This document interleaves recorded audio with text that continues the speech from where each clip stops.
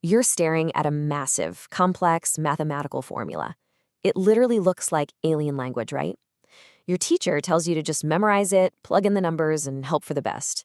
But what if I told you that every single intimidating formula in algebra and trigonometry is actually just a really simple idea in disguise? Well, let's prove it.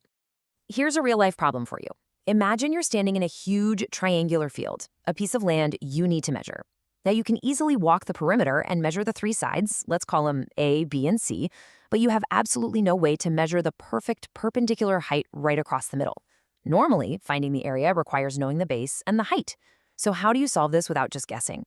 By the end of this lecture, you'll understand exactly how to solve that exact problem, the concept behind the formula, and how to apply it to real examples.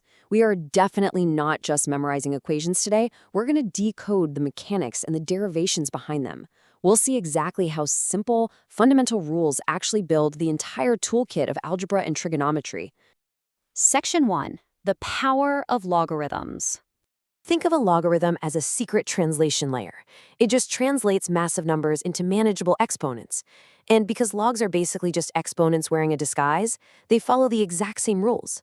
Let's see how this builds our first major derivation, the product rule. This rule says that the log of x times y equals the log of x plus the log of y. But why? Let's prove it. If we set m as log base a of x and n as log base a of y, we can rewrite these as simple exponents. So x equals a to the power of m, and y equals a to the power of n. When you multiply x and y, you multiply those powers. And hey, what do we do when we multiply identical bases? We add the exponents, so m plus n. The absolutely crucial takeaway here is that logarithmic addition is fundamentally just multiplying numbers. So for example, adding the log of 10 and the log of 100 is literally just finding the log of 1,000. It's that simple. Now you may ask, what if my calculator only does base 10? But my homework problem is in base 2. What if we need to change the base of the logarithm entirely? This is a super common hurdle for students, and it requires a very specific mathematical tool. This brings us to the change of base rule. Let's say we have x equals log base a of b. Write it as an exponent, a to the power of x equals b. Now, to introduce our new base, let's call it c. We just take the log base c of both sides. That exponent x, it just drops right down to the front. To solve for x, you just divide. You get x equals log base c of b divided by log base c of a. By just doing some basic algebra on both sides, we've built a literal bridge between any two logarithmic bases we want. Pretty cool, right? Section 2. Heron's formula for triangle area. Now that we've seen how simple rules build complex tools, let's jump back to that very first mystery, finding a triangle's area using only its three sides, a, b, and c, without knowing the height. The answer is Heron's formula. The area equals the square root of s times s minus a times s minus b times s minus c. But what on earth is s? It's just the semi-perimeter. You literally just add the three sides together and divide by 2. What's really interesting here is how incredibly elegant that final formula is. But getting here? Oh man, it's a bit of an algebraic marathon. Wait, this is important. Look closely at step 1. For all the massive algebraic substitution we're about to do, it all starts with the simplest geometrical concept you already know, the Pythagorean theorem. We imagine a height, h, dropping straight down to base c, splitting it into two smaller parts, p and q. Then we apply a squared plus b squared equals c squared to these two new smaller triangles. The entire massive block of derivation from our source material is really just solving for p, and then substituting that back in to find h squared purely in terms of the sides a, b, and c. I know it looks complicated on screen, but I promise you, it's just heavy algebraic factoring. And here is the final magic trick. We take the standard area formula you learned back in grade school. Area equals 1/2 base times height. We swap out the letter h and substitute our newly derived massive expression that only has a, b, and c. Once we simplify it, that whole complicated mess neatly collapses into Heron's beautifully symmetric formula. Mind blown, right? Section 3. Demystifying the dot product. Let's pivot from geometry over to vector algebra. When working with vectors, which remember have both direction and magnitude, we can't just multiply them like regular everyday numbers. We need a specific operation. Enter the dot product.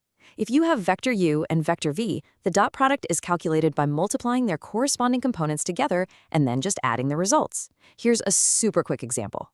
If vector u is 1, 2, and vector v is 3, 4, you multiply the first parts, 1 times 3. Then the second parts, 2 times 4. Add them up. 3 plus 8 equals 11. The result isn't a new vector, it's just a single number, a scalar. Because we are ultimately just multiplying and adding regular numbers behind the scenes, the dot product inherits all their normal properties. Is it commutative? Yep, u dot v is exactly the same as v dot u. Distributive? You bet. U dot the sum of v and w is just u dot v plus u dot w. And if you dot a vector with itself, you just get its magnitude squared. The proofs for these just expand the vector components to show that basic real number algebra holds up perfectly here. Section 4. Ellipses and hyperbolas explained. Next up, conic sections. These are the shapes you get if you slice through a cone, but mathematically they are defined entirely by distances. This brilliantly illustrates the conceptual split between two major shapes. An ellipse consists of all the points where the sum of the distances from two fixed points, called the foci, is always constant. Imagine pinning a string at 2 points on a board. If you pull the string taut with a pencil and trace all the way around, you'll draw an ellipse. A hyperbola, on the other hand, is the exact opposite. It's the set of points where the difference between those two distances is constant. Now, if you've ever seen the textbook derivations for these shapes, you might be asking, wait, why are the algebraic derivations for these shapes so incredibly long? Seriously, there's like a full page of dense algebra just for the ellipse. Well, the reason is actually pretty straightforward.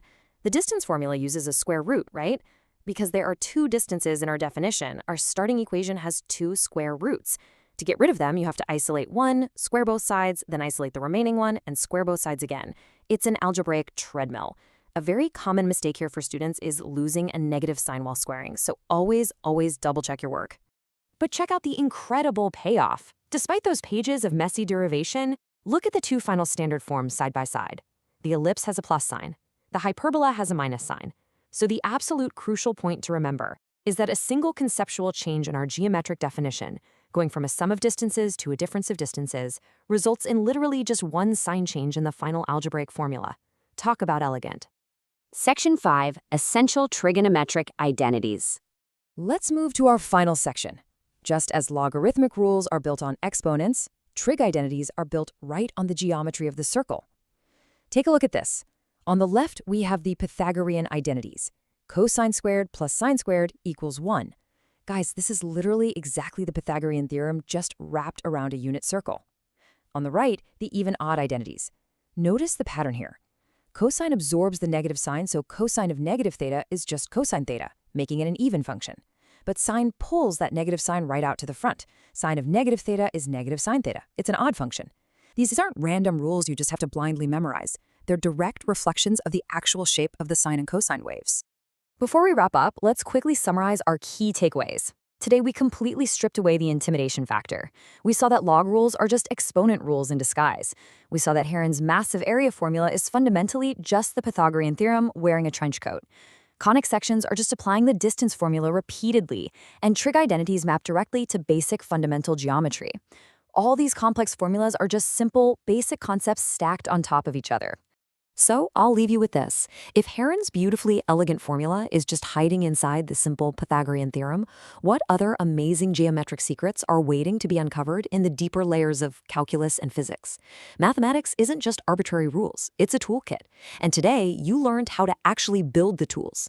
Think about that the very next time you see a complicated equation. Join us in our next explainer, where we'll tackle the hidden mechanics behind systems of equations. Keep learning, keep questioning, and I will see you